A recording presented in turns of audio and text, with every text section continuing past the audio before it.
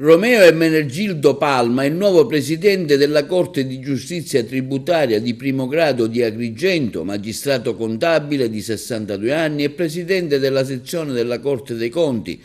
ed esercita le funzioni di procuratore regionale presso la Procura delle Corte dei Conti per la Regione Calabria. Nella giustizia tributaria dal 1995 è il primo presidente della sede giudiziaria agrigentina nominato dopo la creazione della quinta magistratura professionale della Repubblica Italiana.